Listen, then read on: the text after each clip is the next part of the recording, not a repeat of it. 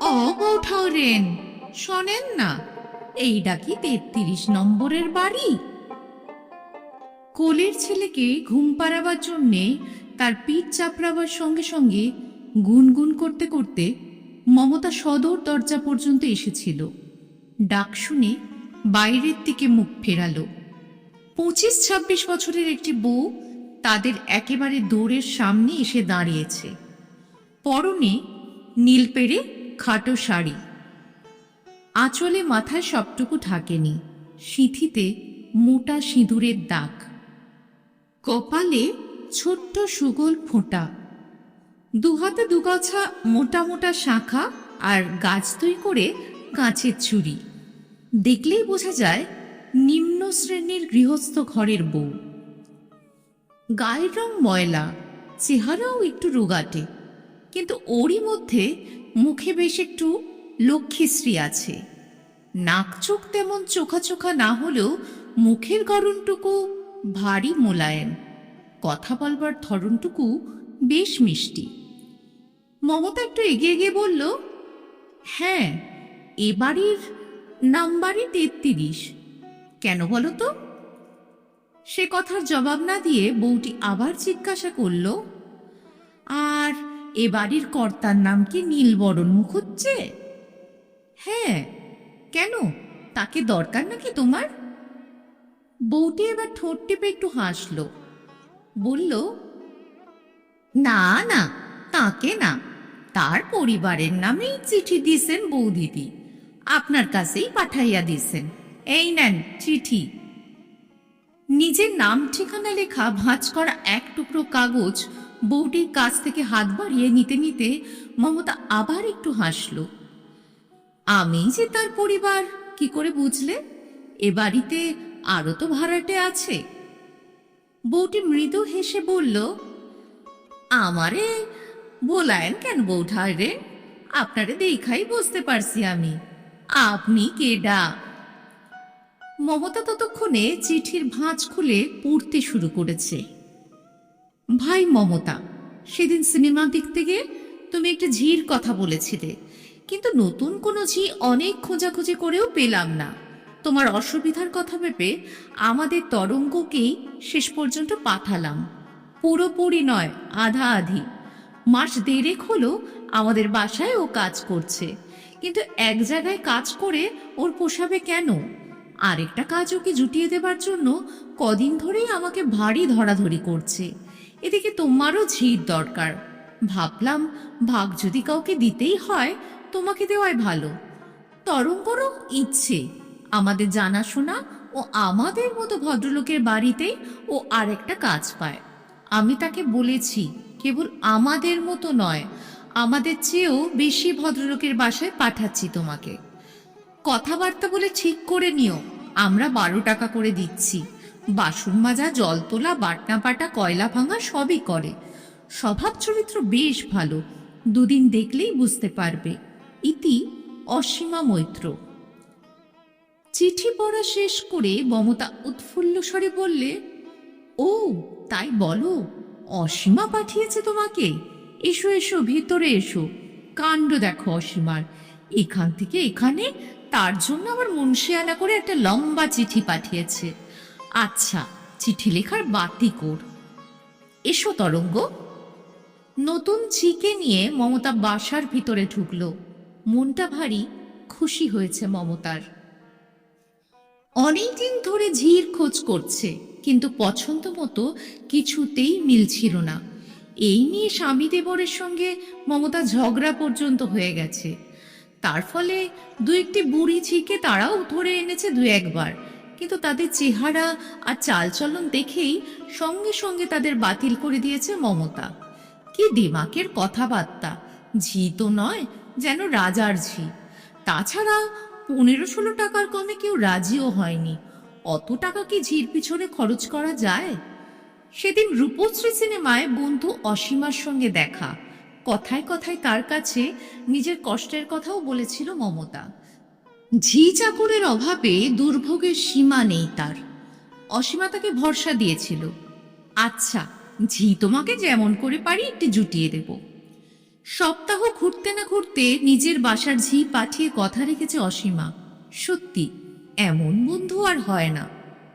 বারান্দায় একটা ছোট্ট মাদুর পেতে তরঙ্গকে বসতে দিল মমতা, কিন্তু তরঙ্গের ভারী কুণ্ঠা।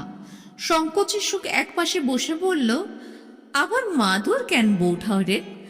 আমাগো বসবার জন্য আমার মাদুর লাগে নাকি? মাটিতেই তো বসতে পারতাম। মমতা বললে, কেন মেঝেই বসবে কেন? ভালো হয়ে উঠে বসো। কোথায় থাকো তুমি? কে কে আছে?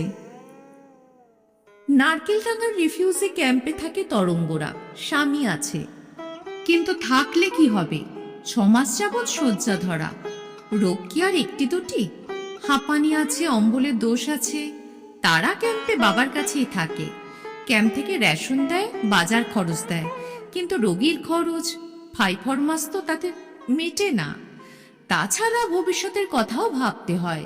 সেই জন্যই তরঙ্গ কাজে বেরিয়েছে। স্বামী কুঞ্জদাস প্রথমে খুঁত খুঁত করেছিল, কিন্তু তরঙ্গ মোটেই আমল দেয়নি। বলেছে, তুমি সাইরা ওঠো, রোজগারপত্তর করো, আমি তখন আর বাইর হব না। কিন্তু এখন মানের ভয়ে চুপ কইরা বইসা থাকলে চলবে কেমনে? তোমার দুধটুকু চাই, কমলাটা চাই, বেদানাটা চাই, তা তো আর কেম দেবে না? টাকার দরকার না? তার জন্যই তো। তরঙ্গ মমতাকে জিজ্ঞাসা করল, কি বলেন বৌঠাই রে, ঠিক কই নাই?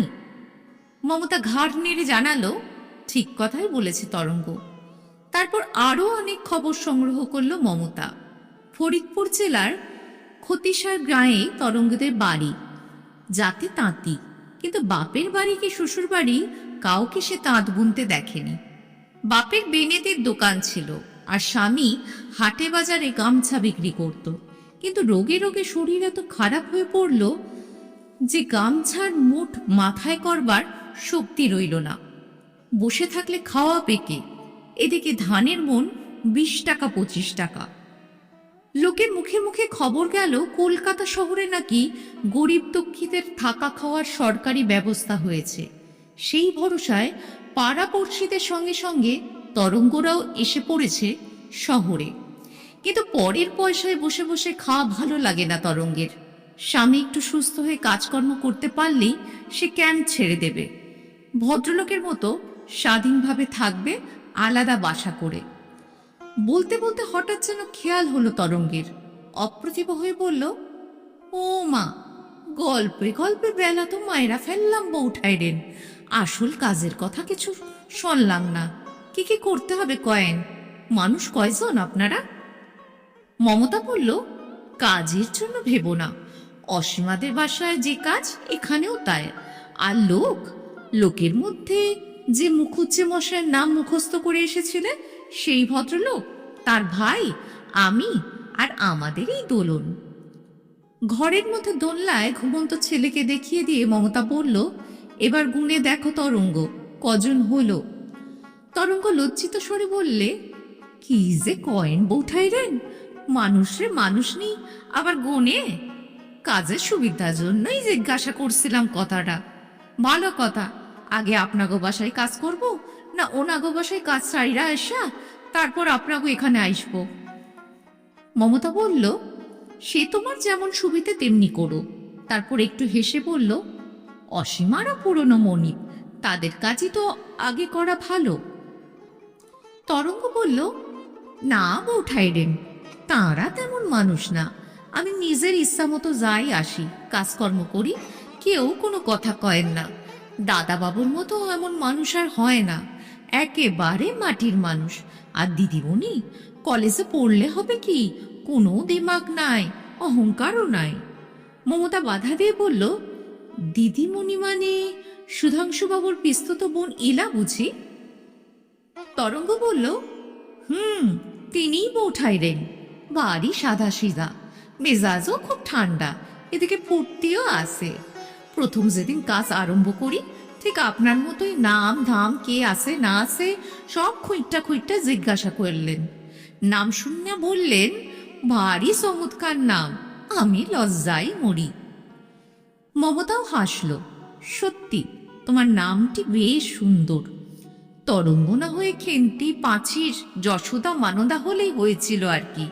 তাহলে নাম বদলে রাখতাম, সহজে ছাড়তাম না। নামের ব্যাপারে আমার বাড়ি খুঁতখুঁতি তরঙ্গ। ছেলের নাম 3বার বদলেছি। হ্যাঁ, ইলা খুব ফুর্তিবাজ মেয়ে বটে, আমার ঠাকুরপোও তাই। মেজাজটা উন্নিতে ভারী করা, কিন্তু হাসি ঠাট্টা আমোদ ফুর্তির বেলায় যেন আর এক মানুষ। পরদিন থেকে মমতাদের বাসায়ও কাজ শুরু করলো তরঙ্গ। বাথরুম আর মমতাদের রান্নাঘর একেবারে পাশাপাশি। জল তোলার তেমন কোনো কষ্ট নেই, খুব বেশি বাসনপত্র ব্যবহার করে না মমতারা। এদিক থেকেও ভারী বিবেচনা তাদের, কিন্তু সবচেয়ে বেশি বিবেচনা তরঙ্গের নিজের। কাজে কোনো রকম গাফিলতি নেই তার, নিখুঁতভাবে কাজ করে। তার কাজ, তার পরিষ্কার পরিচ্ছন্নতা দেখে কেবল মমতা নয়, নীরদ নির্মল 2 ভাইও খুব খুশি। এমন ছি আর হয় না। তরঙ্গ কেবল বাইরের কাজই করে না, অবসর পেলেই ঘরের ভিতর ঢুকে তাকগুলি গুছিয়ে রাখে, ঝেড়ে পুছে পরিষ্কার করে 2খানা ঘরের মেঝে। দেওয়ালের কোথাও একটু মাকড়সা জাল জমবার জো নেই। তরঙ্গের চোখে পড়লেই নারকলের শলা দিয়ে সে তা ফেলে দেবে। মমতা একদিন বলল, দূর থেকে দেখলে তোমাকেই কিন্তু ঘরের বউ বলে মনে হয়, যেন নিজের ঘরই সাজাচ্ছ গোছাচ্ছ। তরঙ্গ লজ্জিত হয়ে জবাব দিল, কি যে কয়েন বউঠাই রে, কাজের ডরাইলে পরের কাজ ভাবলে কি আর কাজ কইরা সুখ পাওয়া যায়?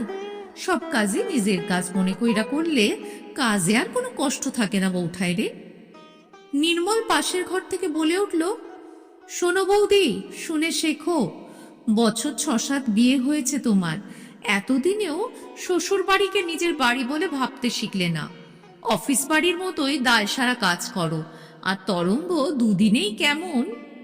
মমতা হাসি চেপে জবাব দিল, আচ্ছা আচ্ছা, কলেজে পড়া পাশ করা বউ এলে কেমন কাজকর্ম করে দেখব তখন।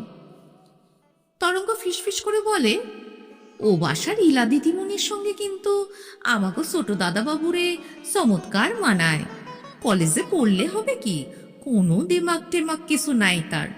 মমতা হাসে, আমার কাছে কেন, যাও ওই ছোট দাদাবাবুর কাছে গিয়ে বলে ফেলো কথাটা। সপ্তাহখানেক বাদে অসীমা একদিন জিজ্ঞাসা করল, ও তরঙ্গ, নতুন মনিব বাড়ির কাজকর্ম কেমন লাগছে? কেমন লোক তারা, বললে না তো? লজিকের পাতা উল্টাতে উল্টাতে অসীমার ননদ ইলা জবাব দিল, না বলে না আবার, আমাদের তরঙ্গ ও বাসার প্রশংসায় দিন রাত একেবারে পঞ্চমুখ। তরঙ্গ বলল, মিথ্যা তো কই না বৌদি, ও বাসার বৌঠাওরের সত্যই ভারী চমৎকার মানুষ, একেবারে আপনসনের মতো ব্যবহার। আর দাদাবাবুরাও খুব সুনজরে দেখেন আমারে। ছোট দাদাবাবু তো সেদিন চা পর্যন্ত খাইলেন আমার হাতের। বললেন কি, আমরা জাত বিচার মানি না তরঙ্গ, চা কেন, তোমার হাতের ভাতও খাইতে পারি। ভারী পর্তিবাজ মানুষ, ঠিক আমাগো দিদিমণির মতো, চমৎকার মানায় 2 জনেরে। মুখ লাল করে ইলা উঠে গিয়ে লজিক নিয়ে বসল। অসীমা হাসতে লাগলো মুচকে মুচকে। প্রস্তাবটা একেবারে অসম্ভব নয়। মমতারা রাড়ি আর অসীমারা বারেন্দ্র, কিন্তু আজকাল তাতে বিয়ে আটকায় না। তাছাড়া মমতার দেবর নির্মল টেলিগ্রাফ অফিসে ভালো চাকরি করে। অসীমা ভাবল পিসি শাশুড়ির কাছে একবার লিখবে কথাটা। কিন্তু কেবল ছোট দাদাবাবুর প্রশংসাই নয়, মমতারও খুব সুখ্যাতি করল তরঙ্গ। গায়ের ব্লাউজটা ছিঁড়ে গেছে দেখে মমতা তাকে নিজের গায়ের একটা ব্লাউজ দিয়েছে সেদিন। অসীমা কৌতূহলী হয়ে এগিয়ে বলল, কই দেখি দেখি। মমতা দেওয়া ব্লাউজটায় গায়ে দিয়ে এসেছে তরঙ্গ। ইলা আর অসীমা দুজনেই লক্ষ্য করে দেখল, সত্যি প্রায় নতুন একটা ব্লাউজই তরঙ্গকে দিয়েছে মমতা। হাতা আর গলার কাছে এমব্রয়ডারির সূক্ষ্ম কাজ করা সুন্দর একটি ব্লাউজ। এমন জিনিস সত্যিই বাড়ির ঝিকে কেউ সাধারণত দেয় না। ইলা আর অসীমা দুজনে পরস্পরের চোখের দিকে একবার তাকালো। তারপর দিন 3 বাদে অসীমা চওড়া পেরে খয়েরি রঙের পুরনো একখানা তাঁতের শাড়ি দিল তরঙ্গকে। তরঙ্গ বিস্মিত হয়ে বলল, এ কি বৌদি, শাড়ি আবার দেন কেন আমারে? শাড়িতে আর কি করুম আমি? অসীমা বলল, করবে আবার কি, পরবে। তোমার ওই খাটো ময়লা শাড়ির সঙ্গে তো অমন সুন্দর ব্লাউজ মানায় না। এই শাড়িখানা ওই সঙ্গে পরো, বেশ মানাবে। শাড়ি দেখে লোভ যে একটু তরঙ্গের না হলো তা নয়, কিন্তু ভারী কুণ্ঠিত ভঙ্গিতে বলল, না না বৌদিদি, এরকম শাড়ি পরবার মতো মানুষ নাকি আমরা?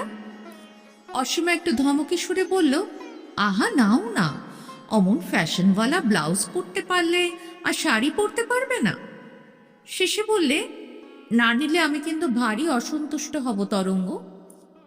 তরঙ্গ বলল, তাইলে দেন। পরদিন নিজের দেওয়া শাড়িখানা তরঙ্গের পরনে না দেখে অসীমা আবার একটু বিরক্তি প্রকাশ করল। শাড়িখানা কি করলে তরঙ্গ? তুইলা রাখছি বৌদিদি, ভালো শাড়ি তো, এক জায়গায় যাওনে আসনের কালে পইরা বাইরন যাই। ইলা বলল, আচ্ছা তেমন শাড়ি তোমাকে আমি আরেকখানা বরং দেব, কিন্তু ওই নোংরা খাটো শাড়িটা তুমি আর পরে বেরিও না তরঙ্গ, বড় বিশ্রী লাগে চোখে। তার চেয়ে বৌদিতেও শাড়িটাই পরো, বেশ মানাবে তোমাকে। তরঙ্গ অগত্যা বলল, আইসা। পরদিন তরঙ্গের পরনে খয়েরি রঙের শাড়ি দেখে মমতা একটু অবাক হয়ে গেল। ব্যাপার কি, শাড়ি কিনলে নাকি তরঙ্গ? তরঙ্গ মাথা নেড়ে বলল, কি যে কয়েন বৌঠাইরেন, এমন ভালো শাড়ি কেনার সাধ্য আছে নাকি আমাগো? ও বাসার বৌদিদি দিছেন, আমি নিব না কিছুতেই। পুরা 2 মাস হয় নাই কাজে ঢুকছি, এরই মধ্যে কি আস্তে একখানা শাড়ি নেওয়া যায়? আপনি কয়েন, কিন্তু বৌদিদি কিছুতেই ছাড়লেন না। কি বললেন জানেন? না নিলে রাগ করব। শোনেন কথা, বলবো কি বৌঠাইরেন, একেবারে দেখবার মতো মন তেনাদের, এমন মানুষ আর হয় না। মমতা গম্ভীর হয়ে বলল, হুম। তারপর তরঙ্গের বরণের শাড়িখানার একটি আঁচল হাত দিয়ে ধরে একটু পরীক্ষা করে দেখে বলল, সাবধানে পরো তরঙ্গ, পুরনো শাড়ি কিনা 2 দিন ধোপের বেশি টিকবে বলে মনে হয় না। আচ্ছা, সামনের মাসে তোমাকে আমি নতুন একখানা শাড়ি কিনে দেব, রংচনে নয়, কিন্তু বেশ শক্ত ভালো জমিনের, পরে কাজকর্ম করতে সুবিধে হবে। তরঙ্গ বাধা দিয়ে বলল, না বৌঠাইরেন, আর শাড়ির দরকার নাই আমার, দিদিমণিও আমারে একখানা দেবেন কইছেন, এত শাড়ি দিয়া কি করুম আমি? মমতা আরো গম্ভীরভাবে বলল, আচ্ছা। তারপর দিন 4-5 বাদে মমতা হঠাৎ একদিন প্রস্তাব করে বসল, হ্যাঁ তরঙ্গ, কাল বেলা 1:30 সময় আসতে পারো একবার? 1:15 এলেও হবে। তরঙ্গ বলল, কেন বৌঠাইরে? মমতা বলল, দরকার আছে, সিনেমায় যাব একটু, তুমি দোলনকে কোলে নিয়ে সঙ্গে যাবে। সিনেমা দেখেছ কোনোদিন? ছবিতে কথা বলে। তরঙ্গ বলল, না বৌঠাইরেন, কোনোদিন দেখি নাই, কিন্তু যাবো কেমনে কয়েন তো, বৌদিদির কাজকর্ম আছে, আপনা বউ তো জল তুলতে হবে, বাসন মাজতে হবে বিকালে। মমতা বলল, সে একবেলার ব্যবস্থা যেভাবে পারি করে নেব। তরঙ্গ বলল, কিন্তু ও বাসার বৌদিদের যে কষ্ট হবে। মমতা ঠোঁট বাঁকিয়ে বলল, ভারী তো কষ্ট, একবেলা 2 বালতি জল তারা তুলে নিতে পারবে না ননদ ভাজে, এতই বড় লোক হয়েছে নাকি তারা? তারপর শুল পাল্টে মমতা মিষ্টি হেসে বলল, ভেবো না, তোমাকে তো খুব ভালোবাসে তারা, তুমি একটু বুঝিয়ে বললেই একবেলার জন্য তারা তোমাকে নিশ্চয়ই ছুটি দেবে। তোমারও তো স্বাদ আহ্লাদ আছে, একটু দেখতে শুনতে ইচ্ছে করে, বুঝিয়ে বলো, তাহলেই ছেড়ে দেবে। আমার নাম করে বলো, কোনো আপত্তি করবে না। তরঙ্গ তবু আমতা আমতা করে বলল, না বৌঠাইরেন, আমার জানি লজ্জা লজ্জা করে, অসুখ না বিসুখ না মিশামিশি কাজে কামাই করব। মমতা অসন্তুষ্ট ভঙ্গিতে বলল, একদিন বই তো নয়, তাতে আর কি হবে, আমার দরকার পড়লেই বলছিলাম, এদিকে তোমারও একটা নতুন জিনিস দেখা হয়ে যেত। তরঙ্গ বলল, আইসা বৌঠাইরেন, কইয়া বইলা দেখি ও বাসার বৌদিদিরে। প্রস্তাবটা একটু অদ্ভুতই, তবু নানা দিক ভেবে চিনতে অসীমা শেষ পর্যন্ত রাজি হলো। রাজি না হলে অনুদার মানুষ বলে প্রমাণিত হতে হয় মমতার কাছে। তাছাড়া 2 মাস ধরে কাজ করছে তরঙ্গ, এর মধ্যে বৃষ্টি বাদল অসুখ বিসুখের অজুহাতে একটা বেলাও কামাই করেনি। একটা বেলার ছুটি মঞ্জুর করে দাক্ষিণ্য দেখাতে না পারলে তার কাছেও মান থাকে না। অসীমা ভেবে দেখল, ঠিকে ঝিকে নিয়ে বড় লোকিয়ানা করে সিনেমা দেখতে চলল, এতে ছোট হতে হবে মমতাকেই। কারণ একবেলা ছুটির জন্য হাত পাততে হলো তো অসীমার কাছেই। অসীমা দয়া করে ছুটি মঞ্জুর করলো বলেই তো ঝির কোলে ছেলে আর হাতে ফিডিং বোতল তুলে নিয়ে সেজেগুজে মমতা সিনেমায় যেতে পারল। এ তো কেবল দেখা নয়, দেখানো। তরঙ্গ সেবেলাও ঠিক কামাই করল না। সন্ধ্যার সময় এসে উপস্থিত হলো অসীমাদের বাসায়, মুখখানা আনন্দে উজ্জ্বল। অসীমা কয়লা ভাঙতে আরম্ভ করেছিল। তরঙ্গ তার হাত থেকে কাজ কেড়ে নিয়ে বলল, ও কি বৌদিদি, আপনি আবার কয়লা ভাঙা ধরলেন কেন? দেন, আমার দেন। তরঙ্গের যে আজ আসবে অসীমা আশা করেনি। একটু খুশি হয়ে বলল, দেখলে সিনেমা? তরঙ্গ উল্লসিত হয়ে উঠল। দেখলাম, তাজ্জব জিনিস বৌদিদি। ছবিতে কথা কয়, গান গায়, আহা সে কি গান! তারপর দিদিমণির মতো বয়সে একজন সুন্দরী অজ্ঞাত মাইয়ার সঙ্গে। তরঙ্গ মুখ টিপে একটু হাসল। আর পুরুষ মানুষটা ঠিক আমাকে ও বাসা ছোট দাদাবাবুর মতো। তারপর দুইজনে মিলা হাত ধরাধরি কইরা। ইলা কৃত্রিম ধমকি সুরে বলল, আহ থাম তরঙ্গ। কিন্তু তরঙ্গ থামল না। সিনেমা পর্বের আনুপর্ষিক বর্ণনা দিয়ে ছাড়ল। মুখুজ্জেদের বাসার বউ ঠাকুরনের মতো মানুষ হয় না, একেবারে দেবতার মতো মন। আর রূপ ঠিক অবিকল লক্ষ্মী ঠাকুরনের মতো। বেরুবার আগে প্রায় ঘণ্টাখানেক ধরে আয়নার সামনে দাঁড়িয়ে সাজসজ্জা করেছে মমতা। কেবল নিজেই সাজেনি, তরঙ্গকেও সাজিয়েছে। হাল ফ্যাশনের শাড়ি পরবার ধরন শিখিয়ে দিয়েছে। উঁচু খোপাটাকে আরেকটু নামিয়ে দিয়েছে নিজের হাতে। পুরনো একজোড়া স্যান্ডেল ছিল মমতার, তরঙ্গকে দিয়েছে পরতে। লজ্জায় বাঁচে না তরঙ্গ। কোনোদিন কি জুতো পায়ে হেঁটেছে যে আজ হাঁটবে? পায়ে পা জড়িয়ে যায়, মনে হয় এই বুঝি হোঁচট খাবে। কিন্তু হোঁচট ঠিক খায়নি তরঙ্গ। বউ ঠাকুরনের স্যান্ডেল পায়ে দিয়ে হাঁটতে তার ভালোই লেগেছিল। বেশ আরাম আছে জুতো পায়ে দিয়ে হাঁটতে। তারপর গদিয়াটা চেয়ারে একেবারে মমতার পাশে বসে সে সিনেমা দেখেছে। এমন কি কেউ কাউকে বসায়? বাড়ির ঝিকে কেউ এত সমাদর করে? মাঝখানে 2 গ্লাস শরবত নিয়েছে মমতা। আপত্তি সত্ত্বেও তরঙ্গকে খাইয়েছে। সাধারণ শরবত নয়, দামি শরবত। তেমন জিনিস তরঙ্গ জীবনেও কোনোদিন খায়নি। মুখে যেন এখনো স্বাদ লেগে রয়েছে। শরবতের পর পান, চমৎকার সব মশলা দেওয়া। সে প্রাণের স্বাদই আলাদা। স্যান্ডেল চোরা মমতা আর ফিরিয়ে নেয়নি, তরঙ্গকে দিয়ে দিয়েছে। বলেছে কোনো জায়গায় যেতে আসতে হলে পায়ে দিয়ে বেরুতে পারবে। বৌদিদির মতো মানুষ আর হয় না। অসীমা সব শুনল। বন্ধুর মহত্ব সম্বন্ধে বিশেষ কোনো মন্তব্য করল না, সাইও দিল না, প্রতিবাদও করল না।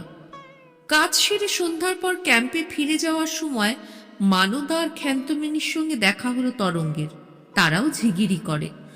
অসীমাদের বাসার কাজ মানদাই তাকে করে দিয়েছিল। মানদা বলল, কি লো, এত রাত করে ফিরছিস যে? খুব খাটাচ্ছে বুঝি? তরঙ্গ জবাব দিল, আমারে আবার খাটাবে কেডারে? আমি নিজে ইচ্ছা কইরা খাটি। এই তো এক বউঠাইরে না সিনেমা দেখাইয়া আনলেন, আর এক বৌদিদি সেদিন শাড়ি দিলেন একখান। জির মতো কোনো জায়গায় কাজ করি নাকি আমি? যতক্ষণ থাকি বাড়ির মাইনসের মতো থাকি। বউঠাইনেররা একেবারে আসল ননদের মতো দেখেন আমারে। ক্ষান্তমণি মিশি দেওয়া দাঁতে হাসল। মরণ কথা শোনো আমাদের তরুণীর। এসব হলো ওদের খাটিয়ে মারবার কায়দা। এখনো আপন বুঝে চলতে শেখ, ফাঁকি দিতে শেখ, নইলে খেটে খেটে মুখে রক্ত উঠে মরে যাবি আবাগি। এসব কথা ক্ষান্তরা আগেও তরঙ্গকে অনেকবার বলেছে, কিন্তু তরঙ্গ মোটেই কানে তোলেনি। এরা যা বলে বলুক, তরঙ্গ তাদের মতো পেশাদার ঝি নয়। সে গৃহস্থ ঘরের বউ। অভাবে পড়ে ভদ্র গৃহস্থ বাড়িতে সে কাজ নিয়েছে। তারাও কেউ তাকে ঝির মতো দেখেন না, বাড়ির লোকের মতোই আদর যত্ন করেন। দুই বাসাতেই তরঙ্গের খাতির। এমন সমাদর সম্মান কোনো ঝি কোনো বাড়িতে পায় না। কেবল সম ব্যবসায়িনী ঝিদের কাছে নয়, ক্যাম্পে ফিরে এসে রুগ্ন স্বামী আর বৃদ্ধা শাশুড়ির কাছেও তরঙ্গ দুই মনিব বাড়ির গল্প করে। বউ ঠাকুরুন আর বৌদিদি রূপে গুণে একজন লক্ষ্মী আর একজন সরস্বতী। কুঞ্জ বিছানা শুয়ে কমলালেবুর কোয়া ছাড়াতে ছাড়াতে রোগ শীর্ণ মুখে হাসে। আর তুই বুঝি একজনের পেঁচা আর একজনের হাঁস? কিন্তু মুখে যতই তামাশা করুক, স্ত্রীর গুণে কুঞ্জ মুগ্ধ। এমন লক্ষ্মী বউ আর হয় না। দু জায়গায় কাজ করে দুই মনিবের মন রক্ষা করে। তরঙ্গ তাকে রুটি, মাখন, বেদানা, কমলা লেবু এনে খাওয়ায়। এদিকে সুখ্যাতিও পায় দুই মনিবের বাসায়। ক্যাম্পের আরো কত বউঝি তো বাবুদের বাসায় বাসায় ঝিগিরি করে। কতজনের নামে কত অভিযোগ, কত খিচখিচ। কেউ কাজে গাফিলতি করে, কারো হাত টানের দোষ আছে। বাসার সমস্ত ছেলেদের সঙ্গে কেউ বা ফুষ্টি নষ্টি করবার দোষে ধমক খায়। কত কেচ্ছা কেলেঙ্কারি। শুয়ে থাকলেও সবই কানে যায় কুঞ্জ দাসের। কিন্তু তার স্ত্রী তরঙ্গমালার নামে কেউ কোনোদিন কোনো নালিশ করতে আসেনি। কাজে কামাই করেছে বলে ছুটে আসেনি কোনো বাড়ির বুড়ো কর্তা কি কোনো ছোকরা বাবু। অকারণে কিংবা তুচ্ছ কোনো কাজের অছিলায় খোঁজ নিতে আসেনি তরঙ্গর। ক্যাম্পে সবাই তরঙ্গের মনিব ভাগ্যের প্রশংসা করে আর কুঞ্জ দাসের স্ত্রী ভাগ্যের। সিনেমা দেখে আসার পর দিন যত সকালে সাধারণত ওঠে, তার চেয়েও বেশি ভোরে উঠে হরমোহন ঘোষ লেনে অসীমাদের বাসায় কাজ করতে এলো তরঙ্গ। জল তুললো, বাসন মাজলো, ঘর ঝাড় দিয়ে উনুন ধরিয়ে দিল। তারপর বলল, আমি এবার চললাম বৌদিদি। অসীমা বলল, সে কি কথা তরঙ্গ, এখনো তো 7টা বাজেনি, আমার এই মাছটা একটু কুটে দিয়ে যাও। তরঙ্গ বলল, ও বাসায় আবার ভাড়াটা বেশি কিনা, একটা কল চৌবাচ্চা, সকাল সকাল গিয়া জল তুইলা না দিলে আসলে ভারী অসুবিধা হয় বৌঠায় রেনের। অসীমা হাসি মুখেই বলল, সুবিধা অসুবিধা তো সবারই দেখতে হয় তরঙ্গ, তাছাড়া অন্যদিন তো বলি না। আজ তোমার দাদা বাবুর দুজন বন্ধুকে খেতে বলা হয়েছে, তাই একটু কাজকর্ম বেশি। কাল কয়লা ভাঙতে গিয়ে হাতে ফুসকা পড়েছে, নয়তো আমি কুটতাম মাছটা। তাছাড়া তোমরা মাছের দেশের মানুষ, বড় মাছ টাছ করতে ভালোবাসো, জানো ভালো, তাই ভাবলাম। সুধাংশু গালে সাবান মেখে আয়নার সামনে দাড়ি কামাচ্ছিল। বলল, হ্যাঁ তরঙ্গ, তুমিই কুটে দিয়ে যাও মাছটা। এত বড় পোনা তোমার বৌদি দিশে পাবে না, নষ্ট করে ফেলবে। তারপর স্ত্রী আর বোনের দিকে তাকিয়ে মৃদু হেসে বলল, মাছ তোমাদের চাইতে আমাদের তরঙ্গ কোটে ভালো। সেদিন চিতর মাছ কাটবার ধরন দেখেই বুঝতে পেরেছি। কোটা খারাপ হলে মাছের অর্ধেক স্বাদ চলে যায়। কেবল লেখাপড়া শিখলেই হয় না, মাছ কোটা একটা আলাদা আর্ট। তরঙ্গ ছাড়া এত দামি মাছ আমি ভরসা করে আর কারো হাতে দিতে পারিনি। অসীমা বলল, ওই শোনো, শুনলে তো? প্রশংসায় খুশি হয়ে তরঙ্গ মাছ কুটতে বসলো। কুটতে ধুতে প্রায় ঘন্টা খানেক লেগে গেল। তারপর সুধাংশুর অনুরোধে নুন মশলাও মেখে দিতে হলো মাছ, তাতেও গেল খানিকক্ষণ। পিয়ারীমোহন সুর লেনে মমতাদের বাসায় এসে পৌঁছলো তরঙ্গ বেলা 7:30টায়। তার আগেই মমতাদের জল তোলা দরকার। অন্য ভাড়াটেদের বউরা কলঘরে গিয়ে ঢুকেছে। মমতা বলল, আজ এত দেরি করলে যে তরঙ্গ? জানো তো সকালে না এলে জল তোলার কত অসুবিধা। 5 জনের ভাড়াটে বাড়ি। তরঙ্গ বলল, ও বাসায় আবার দাদা বাবুর 2 জন বন্ধু খাবেন কিনা, তাই মাছ টাছ কুটে দিয়ে আসতে হলো। মমতা বলল, তুমি ওদিকে মাছ কোটো আর এদিকে জল টেনে টেনে আমার হাত ব্যথা হোক। কেবল একজনের সুখ সুবিধা দেখলেই তো চলে না তরঙ্গ, সকলের সুবিধা অসুবিধাই দেখতে হয়। এতটুকু করা কথাও কোনোদিন শোনেনি তরঙ্গ। একটু চুপ করে থেকে বলল, আজ সব উঠাই দেন, আমি বাইরের থেকে জল আইনাচ দেবনে আপনারে। রাস্তার কল থেকে 2 বালতি জল এনে দিয়ে মমতাকে খুশি করে তরঙ্গ বাসায় ফিরল। বিকালবেলায় মমতাদের বাসায় আগে কাজে আসে তরঙ্গ।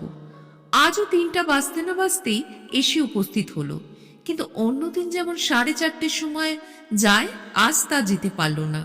জল তোলা, কয়লা ভাঙা, বাসন মাজা সব শেষ হলেও মমতা হঠাৎ মিষ্টি হেসে বলল, ও তরঙ্গ, চললে নাকি?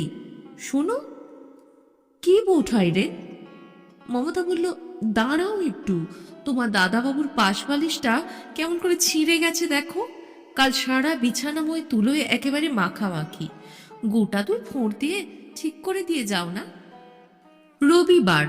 নীরদ বিছানায় আর হয়ে শুয়ে হাতের তেলোর উপর মাথা রেখে কি একটা নভেল পড়ছিল। তরঙ্গর দিকে চেয়ে মৃদু হেসে বলল, কাল সারা রাত ঘুমোতে পারিনি তরঙ্গ। গায়ে তুলো, নাকে তুলো, একেবারে তুলোময় হয়েছিলাম আর কি। বালিশটা তুমি যদি একটু ঠিক করে না দিয়ে যাও, আজই সেই দশা হবে। তোমার বৌদির ভরসায় থাকলে এ জন্মেও বালিশটা ঠিক হবে না। তুমি যা হয় ব্যবস্থা করে দিয়ে যাও। এসব ছোটখাটো বাড়তি কাজ নিজেই যেচে নিয়েছিল তরঙ্গ। দাদাবাবুরা তো শুধু মাইনে দেন না, মাইনে ছাড়াও উপরি হিসেবে শাড়ি দেন, সায়া ব্লাউজ দেন, সিনেমা দেখান। বাসার ভালো জিনিস টিনিস কিছু এলে তরঙ্গের রুগ্ন স্বামীকে তার ভাগ না দিয়ে খান না। বাড়তি একটু আধটু কাজ না করে দিতে পারলে নিজেরই কেমন কেমন লাগে, লজ্জা লজ্জা করে। তাই বিছানা ঝাড়া, বালিশ রোদে দেওয়া, এসব ছোট ছোট কাজও তরঙ্গ নিজের হাতে নিয়েছিল। দাদাবাবু যখন অমন করে বললেন, তখন বালিশটা নিয়ে বসতেই হলো তরঙ্গকে। বালিশের কিছু ছিল না, আরেকটা বালিশ ভেঙে খানিকটা তুলো বের করতে হলো। তারপর 2টো বালিশ ঠিক করে মুখ সেলাই করতে করতে অনেক সময় লেগে গেল তরঙ্গর। 5:30 নাগাদ অসীমাদের বাসায় গিয়ে হাজির হতেই অসীমা মুখ ভার করে বলল, ব্যাপার কি, আজও সিনেমায় গিয়েছিলে নাকি তরঙ্গ? না বৌদিদি, ও বাসায় দাদাবাবুর কোল বালিশটা ঠিক কইরা দিয়া আসলাম। কি সিঁড়ি কইরা রাখছিলেন বালিশের? অসময় বলল, তা তো করবেই। এদিকে জল চলে যায় আমার, উনুনে আঁচ ওঠে না। তুমি যদি রোজই এমন করো তরঙ্গ। তরঙ্গ লজ্জিত হয়ে বলল, না বৌদিদি, আর এমন হবে না, আজই একটু দেরি হইয়া গেল। সন্ধ্যার পরও ঘণ্টাখানেক কাজ করতে হলো তরঙ্গকে। কয়লা ভাঙতে হলো, জল টানতে হলো আজ বেশি। তবু যেন অসীমার মুখখানা ভার ভারী রইল। কেবল একদিন নয়, তারপর থেকে রোজই এমন হতে লাগলো। সকালবেলায় অসীমার রোজই প্রায় কাজ বেশি থাকে। পেয়ারীমোহন সুরলেনে পৌঁছতে রোজই দেরি হয় তরঙ্গের। জল তোলা নিয়ে সেই হাঙ্গামা ঝগড়াঝাটি লাগে। মমতা রাগ করে বলে, টাকা তো তুমি আমাদের কাছ থেকেও নাও তরঙ্গ। এমন তো নয় বিনি পয়সায় কাজ করো আমাদের, নাকি এখানকার টাকাগুলো অচল? বিকালে থেকে হরমোহন ঘোষলেনে পৌঁছতে রোজই প্রায় সন্ধ্যা হয়ে আসে তরঙ্গের। মমতার নানা রকম কাজ থাকে তখন, সহজে তরঙ্গ ছুটি পায় না। তরঙ্গের হাতে ছাড়া মমতার ছেলে দোলন শান্তভাবে দুধ খায় না। তরঙ্গের হাতে চুল বাঁধা মমতার স্বামীর ভারী পছন্দ করে। তরঙ্গ ব্যস্ততা দেখালে মমতা বলে, এসেই যদি এমন যায় যায় করো তাহলে চলে কি করে তরঙ্গ? আমি তো ঘড়ি ধরে দেখি এ বাসায় তুমি কতক্ষণ কাজ করো। তরঙ্গ ঠিক এই ধরনের কথারই প্রতিধ্বনি শোনে অসীমার মুখে। ঘড়ির দিকে চেয়ে দেখো দেখি তরঙ্গ, কটা বাজে। মাস কেটে মাইনে আমরাও তোমাকে দিই, বরং ও বাসায় যেখানে 7-8 তারিখের আগে মাইনে পাও না, এ বাসায় সেখানে 2রা তারিখেই তোমার সব পাওনা চুকিয়ে দিই। সে কথাও তো একটু বিবেচনা করতে হয়। এমন এক চোখমি করলে চলবে কি করে? ঝি আমিও রেখেছি, মমতাও রেখেছে, দুজনেরই ঠিকে ঝি তুমি। এমন তো নয় যে সারা দিন রাতের বাঁধা ঝি তুমি মমতার। এমন করলে আমি পারবো কি করে? ঝি কথাটা এর আগে অসীমার মুখে কোনোদিন শুনেনি তরঙ্গ। সারা চোখ মুখ লাল হয়ে ওঠে, কানের মধ্যে যেন ঝিঝি করতে থাকে তরঙ্গের। একটু চুপ করে থেকে তরঙ্গ বলে, বৌঠাইরের নামারে জির মতো দেখেন না বৌদিদি? অসীমা বিকৃত মুখে বলল, তা কেন, একেবারে গুরু ঠাকুরনের মতো দেখেন তোমাকে। বেশ তো, এত যদি ভালো তারা, সেখানকার গুরু ঠাকুরনগিরি করলেই পারো। নিষেধ করেছে কে? ভাত ছড়ালে কাগের অভাব আছে নাকি আজকাল? মমতাও যে ঠিক আগের চোখে দেখে তা নয়, তারও মধুর ব্যবহার, কথা বলবার মিষ্টি ধরনটুকু একেবারে বদলে গেছে। সেদিন বিকালের কাজ সেরে তরঙ্গ চলে যাচ্ছে। মমতা বলল, ও কি চলে যাচ্ছ যে তরঙ্গ? কয়লা ভেঙে দিয়ে যেতে হবে যে বলিনি তোমাকে? তরঙ্গ বলল, আজকের মতো কয়লা তো আছে বৌঠায় রে, কাল সকালে এসে ভাঙবো, ও বাসায় আবার দেরি হইয়া যাবে নে। মুখ ঝাপটা দিয়ে বলল, এসেই কেবল ও বাসা আর ও বাসা, এ বাসায় বুঝি আর মন টেকে না তরঙ্গ? আমার কাজকে আর কাজ বলে গ্রাহ্য হয় না? বেশ তো, অসীমাদের বাসায় যদি এতই মধু, সেখানে দিনরাত লেগে থাকলেই পারো। তোমার তো জোর করে আটকে রাখেন এখানে কেউ। যদি না পোষায় কাজ ছেড়ে দিলেই তো হয়। মাসে মাসে 12টা করে টাকাও গুনবো, আর এদিকে কাজে তুমি দিনের পর দিন গাফিলতি করবে, তা আমি সইতে পারবো না। একটু চুপ করে থেকে মমতা আবার বলল, টাকা বড় চিজ তরঙ্গ, বড় কষ্ট করে ঘরে আনতে হয়।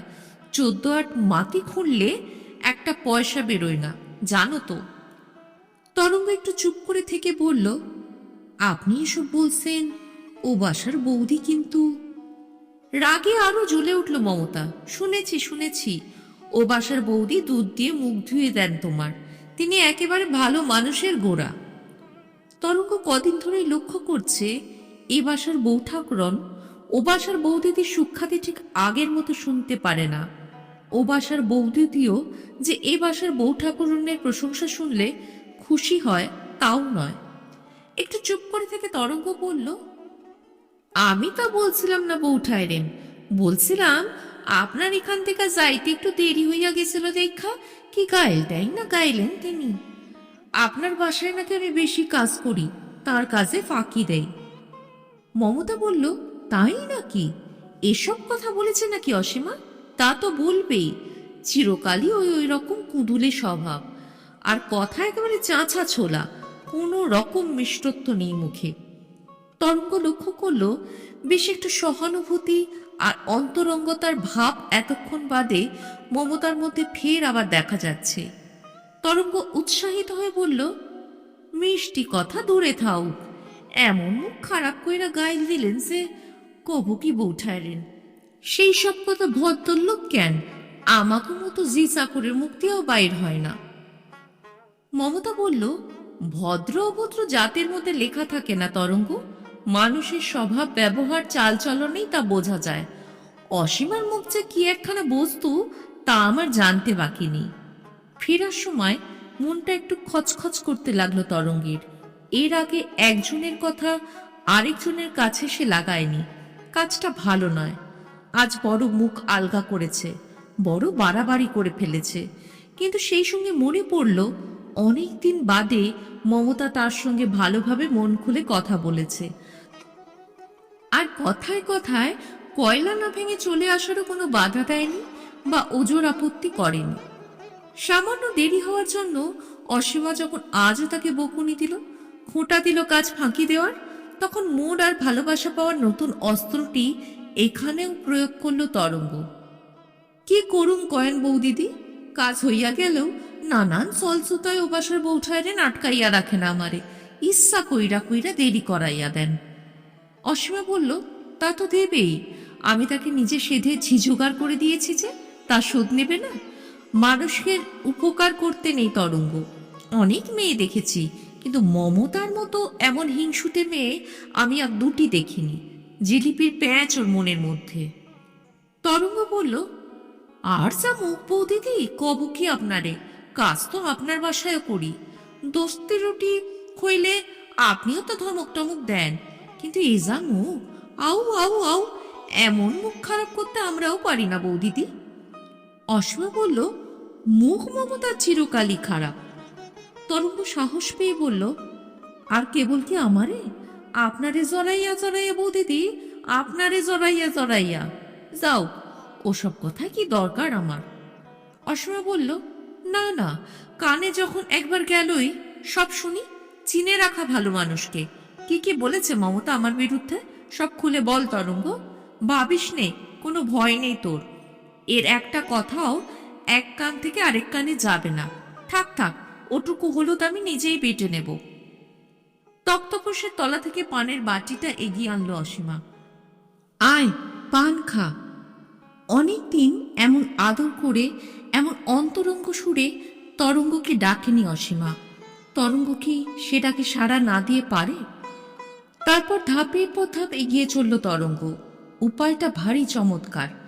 একজনের নিন্দা দিয়ে আরেকজনকে যে বন্দনা করা যায়, সহানুভূতি, সহৃদয়তা, আকর্ষণ করা যায়, পৌঁছানো যায় মনের কাছাকাছি, দিনের পর দিন তা আবিষ্কার করে আনন্দিত হতে লাগলো।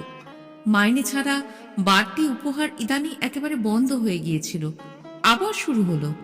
অসীমা পান খাওয়ায়, মমতা জর্দার কৌটো এগিয়ে দেয়। অসীমা তরঙ্গের স্বামীর জন্য বাজারে নতুন ওঠা টাকার 3টে করে কেনা ফজলি আমের আধখানা কেটে দিল একদিন। আর জলপাইগুড়ির বাপের বাড়ি থেকে পাঠানো 4টে আনারস থেকে পুরো একটি আনারসই তরঙ্গকে দিয়ে দিল মমতা। কুঞ্জদাস খেয়ে ভারী খুশি, কেবল নিজেই খেলো না, 2-4 খণ্ড স্ত্রীর মুখেও পুড়ে দিল। ভারী মিষ্টি আনারস, এমন জিনিস কলকাতায় মেলে না। সুতরাং আরো স্বাদু, আরো মুখরোচক জিনিস মমতাকে দেওয়ার জন্য মুখ চুলবুল করতে লাগলো তরঙ্গের। কাল কি কাণ্ডটা হয়েছে জানেন বৌঠাইলেন? মমতা বলল, না বললে কি করে জানবো? তরঙ্গ বলল, বড় ঘরে সব বড় কথা, কিন্তু এত কিস্সা কেলেঙ্কারি আমাগো ছোট লোকের বাড়িও হয় না মৌঠাইরে। যাও, দরকার কি অসব কথার মধ্যে যাইয়া। কৌতূহলে ফেটে পড়ল মমতা। আহা বল না, ওই তো তোর দোষ। বলবে কি, বলবার মতো কি আর কথা? অসীমা গিয়েছিল বরানগরে, বাপের বাড়িতে, ফিরবার কথা ছিল না, কিন্তু ফিরে এসে দেখে সেই ফাঁকে ইলা দিদিমণিকে নিয়ে দাদাবাবু সিনেমায় চলে গেছে। তারপর প্রায় রাত 12টার সময় মোটরে করে ফিরে এসেছিল। রাত্রের ঘটনাটা পরদিন সকালে কাজ করতে গিয়ে শুনেছিল তরঙ্গ। স্বামী স্ত্রীর মধ্যে তাই নিয়ে কি তুমুল ঝগড়া। ইলা দিদিমণি মুখ চুন করে দাঁড়িয়ে রইল। মুখ দেখলেই বোঝা যায় ও মেয়ের মনে পোকা ঢুকেছে, ও মেয়ে ঠিক নেই। মমতা বলল, ছি ছি ছি ছি, সম্পর্কে শত হলেও তো মামা তো বিস্তত ভাই বোন। কি ভাগ্যি যে ঠাকুরপোর সঙ্গে বিয়ের কথাটা তখনও পেরে বসিনি। পাশের ঘরে নির্মল কবিতা লিখছিল মাসিক কাগজের জন্যে। সমস্ত লেখাটা কেটে দিয়ে কলম কামড়াতে লাগলো, কিন্তু উৎকণ্ঠ হয়ে রইল তরঙ্গের কথা শুনবার জন্য। সুধাংশু দাদাবাবু প্রথম প্রথম একটু আমতা আমতা করলেন, তারপর একেবারে হাটের মধ্যে ভেঙে দিলেন হাঁড়ি। অসীমাই বা এমন কোনো সতীলক্ষ্মী, তার কীর্তিকাণ্ডের কথা কি ভুলে গেছে নাকি সুধাংশু? তার নিজের বন্ধু বিনয়কে সেদিন ঘাড় ধরে বের করে দিতে হয়নি, কিন্তু দোষ তো কেবল বিনয়েরই ছিল না। এক কাঠিতে কি আর ঢোল বাজে? মমতা গালে হাত দিয়ে বলল, বলিস কি আর 4 বছর বিয়ে হয়ে গেছে, এখনো দোষ গেল না? ছি ছি ছি, শুনে কানে আঙুল দিতে ইচ্ছে হয় যে রে তরঙ্গ। এ কি স্বভাব, এ কি প্রবৃত্তি? তরঙ্গ মৃদু হেসে বলল, ফাঁক পাইলেই এখনো বিনয়বাবু আসেন ঠিক বৌঠাইরেন, তারপর ঘরের মধ্যে গুজগুজ ফিসফিস। মমতা বলল, ওসব দোষ এখনো গেল না অসীমার? ছি ছি ছি। পরম মনোকম্পায় তরঙ্গ হাসল। ও দোষ কি যাওয়ার বৌঠাইলেন? ও দোষ মাইয়া মানুষের যদি একবার পাইয়া বসে, সীতায় ওঠবার আগে সায়রা দেয় না। তরঙ্গ অকৃতজ্ঞ নয়, পক্ষপাতিত্ব নেই তার মনে। অসীমার ফজলিয়ামের স্বাদটুকু ভালোই ছিল, সুতরাং তাকেও বঞ্চিত করল না। বিকালের কাজ সেরে বাসায় যাওয়ার আগে অসীমাকে একান্ত ডেকে নিয়ে বলল, এমন কেলেঙ্কারি কাণ্ড যে ভদ্রলোকের ঘরে হয় তা আমার জানা ছিল না বৌদিদি। অসীমা উৎসুক স্বরে বলল, ব্যাপার কি রে, অত চেপে চেপে কথা বলছিস কেন? তরঙ্গ বলল, না বৌদিদি, যাই, দরকার কি আমাকে বড় ঘরের কথা থাইকা, চললাম বৌদিদি। অসীমা হাত টেনে ধরল তরঙ্গের। কি জ্বালা, যা বলছিলি খুলেই বল না তরঙ্গ, কোনো ভয় নেই তোর। তরঙ্গ শুরু করল, বলবো কি বৌদিদি, বলবার মতো কি আর কথা? বয়স হয়েছে, সাওয়াল পান হইয়া গেছে, এখনো এসব প্রবৃত্তি, ছি ছি ছি। বলবার মতো কথা নয়, তবু বলবো না করে অসীমার অনুরোধে সবই খুলে বলল তরঙ্গ। আজ বিকালে কাজ করতে গিয়ে তরঙ্গ দেখে স্বামী স্ত্রীর মধ্যে দারুণ ঝগড়া। সে ঝগড়ার কান পাতা যায় না। বড় দাদাবাবু আর ছোটবাবুর মধ্যে কথাবার্তা মুখ দেখা দেখি বন্ধ। হবে না? পুরুষ মানুষে কি এসব সহ্য করতে পারে? দিন রাত কেবল সমস্ত দেবরকে নিয়ে ফুষ্টি নষ্টি, আর কেবল কি হাসি তামাশা, একেবারে ঢলাঢলি। কতদিন তরঙ্গের নিজের চোখে পড়ে গিয়েছে, চোখ পেতে তাকানো যায় না। অসীমা থুতনিতে আঙুল ঠেকিয়ে বলল, বলিস কি তরঙ্গ, ছেলেপুলে হয়েছে এখনোই প্রবৃত্তি? আর নির্মল, তাকে তো ভালো ছেলে বলেই জানতাম। তরঙ্গের হাসিতে মনুষ্য চরিত্র সম্বন্ধে অগাধ অভিজ্ঞতা উদ্ভাসিত হয়ে উঠল। ভালো সবাই বৌদিদি, আমি দেখাই বুঝতে পারছিলাম। মনের মধ্যে যদি কু থাকে বৌদিদি, চোখ মুখ দিয়া আপনিই তা সুইটা বাইর হয়। কিন্তু মাইয়া মানুষের কাছে আগে যদি আশকারা না পায় বৌদিদি, পুরুষের সাধ্য কি? অসীমা বলল, বড় বেঁচে গেছি তরঙ্গ। ভাগ্যিস নির্মলের সম্বন্ধে পিসিমাকে তখন আমি চিঠি লিখিনি, তাহলে আর রক্ষ ছিল না। কলেজ থেকে ফিরে এসে পাশের ঘরে বইগুলি টেবিলের উপর সাজিয়ে রাখছিল ইলা, আর কান পেতেছিল তরঙ্গের কথায়। হঠাৎ পরম অধীর হয়ে রবীন্দ্র রচনাবলীখানা আরো খানকতক বই একেবারে ঠেলে ফেলে দিল টেবিলের তলায়। চেঁচিয়ে উঠে বলল, আমার টেবিলে তোমার চুলের কাটা সিঁদুরের কৌটোটা কেন এনে রেখেছো বৌদি? আর কি জায়গা নেই?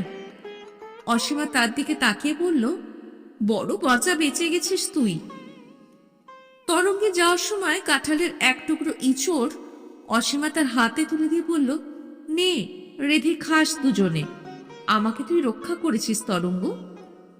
দিন দুই পরে অসীমা বলল, কাল কিন্তু একটু সকাল সকাল আসিস তরঙ্গ, আমার বাবা মাকে খেতে বলেছি, অনেক কাজ বাড়িতে। খবরটা মমতাকে দিতেই সে বলল, খবরদার যেন আমার এখানে আসতে দেরি করিস নে। মামা আর মামিমাকে অনেকদিন ধরে বলবো বলবো ভাবছি, আজই বলে পাঠাবো। কাল রবিবার, কালই সুবিধে, আগে আসবে আমার এখানে। তরঙ্গ ঘাড় নেড়ে শাড়ি দিয়ে বলল, আয়সা বৌঠায় রে। পরদিন ভোরে ক্যাম্প থেকে বেরিয়ে বকুল গাছটার তলায় দাঁড়িয়ে দাঁড়িয়ে তরঙ্গ একবার ভাবল, কোন বাসায় আগে যায়। যেখানেই যাবে সেখানেই আটকা পড়বে। ডাঙায় বাঘ, জলে কুমির। মানতা আর ক্ষেন্তমণি কাজে চলেছে। তরঙ্গকে দেখে থেমে গেল। মানতা বলল, কি লো তরঙ্গ, দাঁড়িয়ে আছিস যে? কাজ কামাই করবার মতলবে আছিস নাকি? ক্ষেন্ত বলল, আহা, কাকে কি বলছিস তুই মানু? ও কি আর ওসব কিছু জানে? আমাদের তরঙ্গ হলো ধর্মরাজ যুধিষ্ঠিরের পরিবার, খর্দর মা গোসাই। মানতারা চলে যাচ্ছিল। হঠাৎ তরঙ্গ তাদের পিছন থেকে ডেকে বলল, ও ক্ষান্ত, একবার শোন। ক্ষান্ত বলল, কি রে তরঙ্গ, কি বলছিস? তরঙ্গ একটু ইতস্তত করে বলল, বলছি কি, একটা উপকার করবা তোমরা আমার। কি উপকার? তরঙ্গ বলল, আমার মরিব্য বাসা তো দুইজনেই চেনো। একজন যাও হরমোহন ঘোষ লেনে, আরেকজন পেয়ারি মোহন সুর লেনে। যাইয়া বলবা কি, তরঙ্গ আজ কাজে আসতে পারবে না, কলেরায় সে মরো মরো, বিছানা সাইরা উঠতে পারে না। কাজ উদ্ধার কইরা দেও দিদিরা, পান তামুক খাওয়ামু। কিন্তু পান তামাক খাওয়াবার আগেই মানদার ক্ষান্ত উল্লসিত হয়ে উঠল। বলিস কি তরঙ্গী, এতদিনে সুবুদ্ধি হলো তোর? কমাস আগে যদি বুদ্ধিটা খেলতো, তাহলে কি আর খেটে খেটে এমন হাড্ডিসার হতিস? যাওয়ার সময় তরঙ্গর মুখের কাছে মুখ নিয়ে ক্ষান্ত তার গালে ছোট্ট একটা চুমু খেয়ে বলল, বড় ভাবনা ছিল তোকে নিয়ে, এবার বাঁচবি। ক্ষান্তরা চলে গেলেও তরঙ্গ আরো খানিকক্ষণ দাঁড়িয়ে রইল বকুল গাছের নিচে। ভারী দুর্গন্ধ ক্ষান্তর মুখে। হাতের তেলো নিজের গালটা মুছে ফেলতে আঙুলে মিশির দাগ লেগে গেল। আর হঠাৎ দেখতে না দেখতে দুই চোখ জলে ভরে উঠল তরঙ্গের। ঠিক এমন তো সে হতে চায়নি, কেন এমন হলো?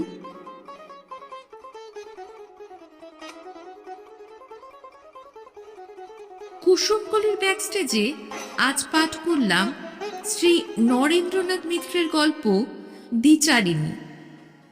গল্প পাঠে আমি সহেলি। গল্পটি শুনে কেমন লাগলো লিখে জানাতে ভুলবেন না। আজ পাঠ করলাম শ্রী নরেন্দ্রনাথ মিত্রের গল্প দ্বিচারিণী।